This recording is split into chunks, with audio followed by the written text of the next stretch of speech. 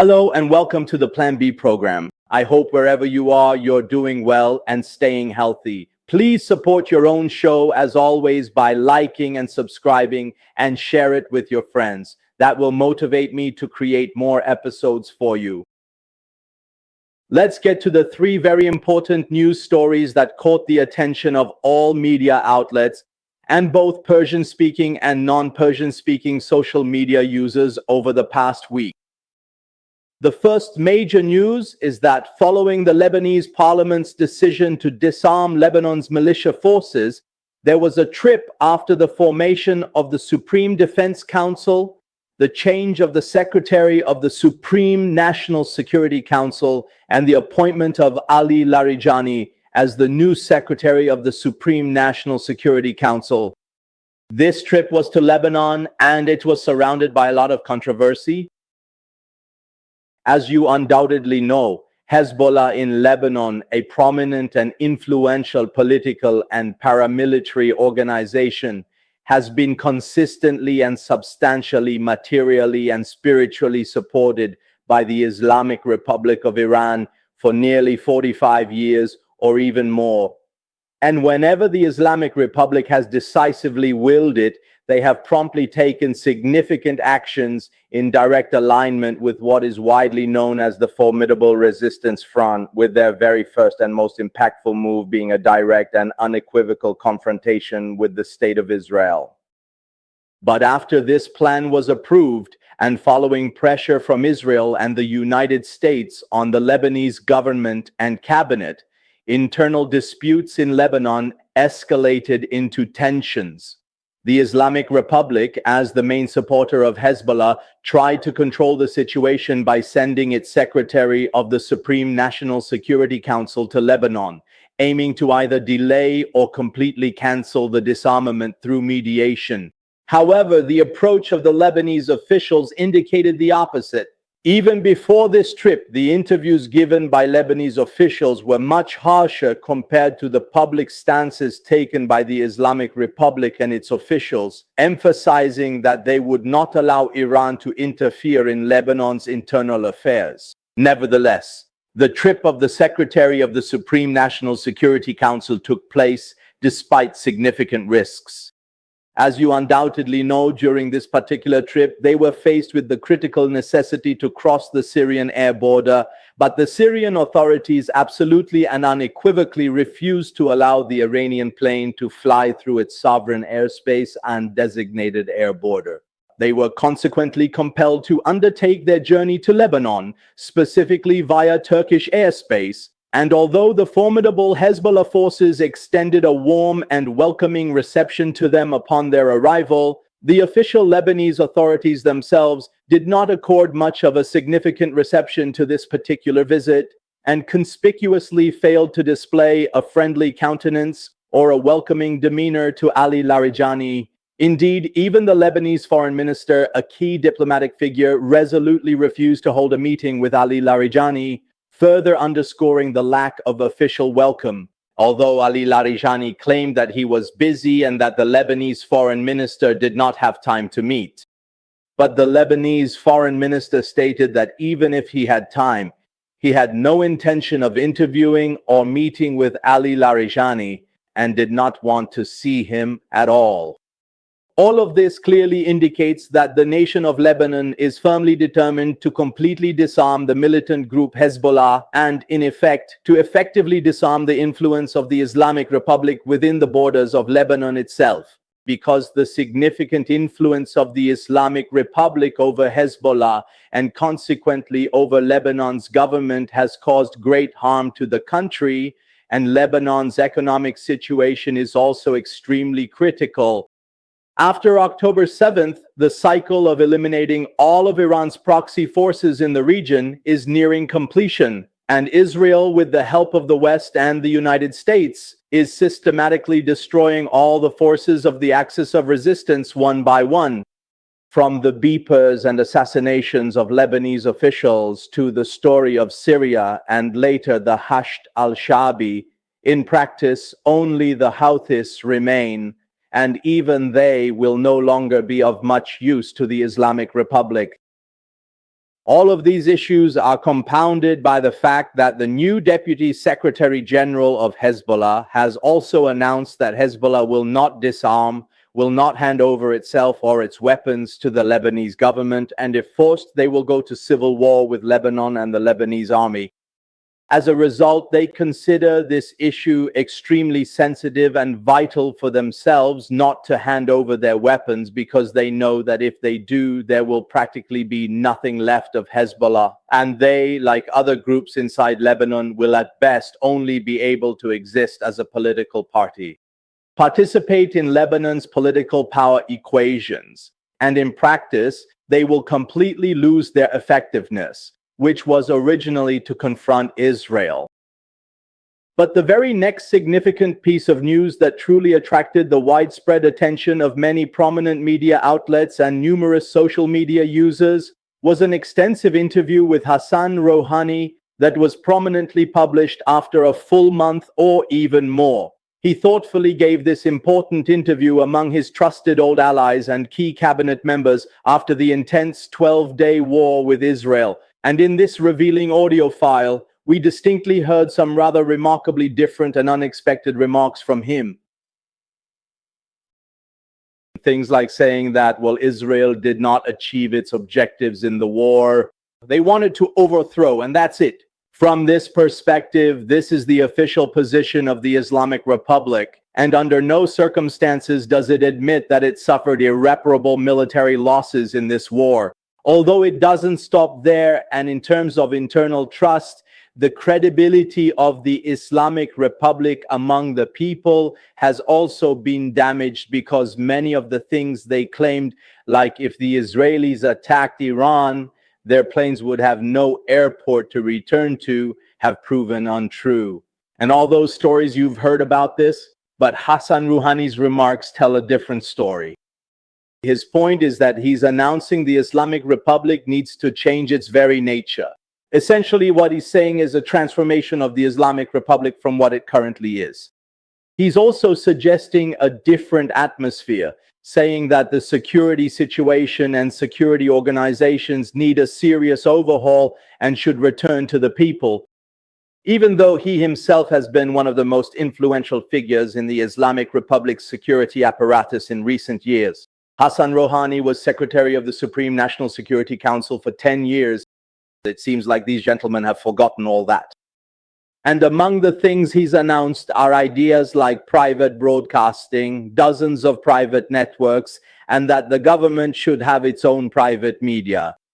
He says things like there should be an independent and impartial judiciary, and in effect, they are openly admitting that none of these essential elements have truly existed in Iran in recent years, and he clearly wants to act as a new and influential leadership force. Many analysts and political activists believe that Hassan Rouhani's remarks are sending the signal that he is preparing himself for the third leadership. But this wasn't the beginning of the story. Since 2013, he had this ambition in mind, and that's why the hardline faction close to the Supreme Leader's office and the Supreme Leader of the Islamic Republic tried to confront this person and his group and essentially remove him from the power structure altogether. That's why, during the 12-day war and the absence of the Supreme Leader of the Islamic Republic, once again there were whispers that Hassan Rouhani is good, that Hassan is capable, and that only Rouhani holds the key. There were whispers on social media, and many of the so-called cyber forces or those close to Hassan Rouhani began their own propaganda online, trying to make it trend that Hassan Rouhani is the only option to save the Islamic Republic. And today, after these discussions, this idea is being repeated again, and they are trying to convince people that if something happens to the leader of the Islamic Republic, the best option that can bring salvation from the current situation for the Islamic Republic and the people of Iran is only Hassan Rouhani. But I think the issue is something else. I think these discussions are actually referring to a future after the Islamic Republic is gone. A future that many powers, especially the Europeans, who, although they are not the main decision makers in Iran's current situation, are still concerned about. That Iran might potentially fall into a significant management vacuum, possibly descend into widespread chaos, or even complete disintegration, or face severe and escalating migration crises. The best option is a group that comes from within the very structure of the Islamic Republic. People who have worked in this system for many years, have influence, and are capable of either fundamentally changing themselves or temporarily changing their appearance in order to control the situation. Given that they are both inside Iran and able to mobilize forces to control the situation. In practice, this is the second option, as opposed to the option initiated by Prince Reza Pahlavi or Mr. Reza Pahlavi in Munich, which was about the Munich conference and bringing together and creating unity among opposition forces, so that they can declare that in the event of the absence of the Islamic Republic, assuming the Islamic Republic is overthrown or collapses on its own, there will be a group that during the absence of an established government can control the situation and conditions in Iran. Now, Hassan Rouhani, his reformist supporters, and many of the security and military forces who have worked with him for years are also entering the scene as a second force. Although I don't know how much the Iranian people will respond to this issue or which of these two options they will choose, even though if the Islamic Republic is overthrown by a foreign force, the people won't be the decision makers. The interaction with the people and their acceptance after the transition from the Islamic Republic is still a very important point. Certainly, the powerful forces aiming to overthrow the Islamic Republic are considering this and making plans for it. But the last piece of news, which is also very important, the world had been waiting for a week for this meeting in Alaska. It took place between President Donald Trump, the President of the United States, and Vladimir Putin, the President of Russia. A historic meeting that, after many years, took place between these two presidents, or the official representatives of these two countries on American soil.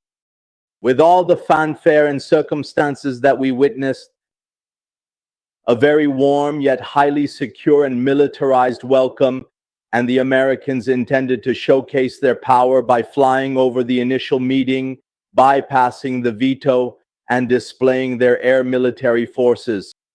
But I don't think Vladimir Putin was particularly intimidated by this elaborate display, and it certainly seems that he left the meeting quite pleased and satisfied. So, what exactly happened behind those closed doors between the Russian and American negotiating teams? As of now, so far, no one truly knows the full details, but immediately after the meeting officially ended, the Russians exhibited a very positive and optimistic attitude. They were announcing that they were very happy and that this meeting was a very fruitful and positive one for Russia. On the other hand, the American Democrats were not very pleased with this meeting. They stated that it seemed Trump had not achieved his goals. He is not happy. And these are the kinds of stories that, in any case, the opposition in America keeps bringing up. But there were two outcomes from this meeting. First, it seems that they reached an agreement that Trump must first finalize this deal with the Europeans or NATO members, and also that Ukraine must accept this agreement. The second point is that after this meeting ended, the Russians were expecting that some of the American sanctions against Russia would be lifted, but this did not actually happen. However, in the press conference held after this meeting by the presidents of the United States and Russia, it was announced that the next meeting would be imminent and soon. And the part where Vladimir Putin stated that the next meeting could definitely be held in Russia, to which Trump also responded that it was possible and not out of the question. As a result, after this roughly 2-hour meeting, Donald Trump spoke with Zelensky on his return flight to Washington. And after arriving at the White House, he began negotiations with his NATO or European allies. In my opinion, there are two possible plans for the agreement that is supposed to be reached between Russia and the United States regarding Ukraine. The first plan: a significant portion of Russian territory would remain as a crucial buffer zone between Russia and Ukraine, carefully managed by international peacekeeping forces or dedicated United Nations troops, so that the Russian Federation would not perceive its national security to be unduly threatened. In a reciprocal exchange, Ukraine would then formally join the North Atlantic Treaty Organization, NATO, to comprehensively secure its own sovereign future and to definitively ensure that it would not be subjected to another unprovoked attack again. With this arrangement, the Europeans would also be satisfied. Although the war between Ukraine and Russia has been a security threat for the Europeans, it has been even more of an economic threat because a large number of refugees from Ukraine have entered their borders, most of whom were unemployed and had to be given social welfare benefits.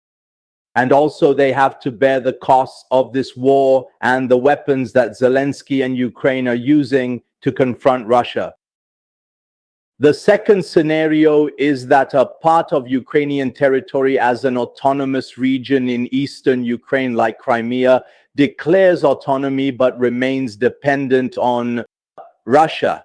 In return, the Ukrainians would be able to secure their own safety by joining NATO, and the United States in both scenarios would act as the mediator and the one to end this war, which for now is only costing them money. Secondly, it would allow the US to control the regional situation and Russia's power. And even more important for Donald Trump is to resolve all the disputes that arose before him one by one and present himself as a symbol of peace in the world. What he envisions is that at the end of his final term as President of the United States, he will leave behind a good name for himself in history. How likely are these scenarios? Which one of these will they pursue? Or is it possible that a third scenario will unfold, or perhaps no agreement will be reached at all? However, based entirely upon the current demands and the explicit statements they are presently making, it seems very highly probable and indeed quite likely that an early and definitive agreement will most certainly be reached. Although Russia, due to the sanctions it has faced, has not been significantly affected economically because it had prepared itself for this situation, ultimately it needs to return to global markets and regain its previous control over Europe's energy supply. However, this proposed Zangezur corridor will undoubtedly be one of the significant new obstacles and considerable challenges for them in effectively delivering vital energy resources to Europe. This is precisely where Azerbaijan is actively trying to significantly take over a substantial part of Russia's crucial and long-standing role in consistently supplying vital energy resources to the European continent. In any given case, both the prevailing prices will undoubtedly change, and the overall global financial situation will significantly and steadily improve over time. I hope you found this program useful. Thank you for being with us and supporting us. I hope you continue to stay healthy under God's protection. Long live Iran and Iranians.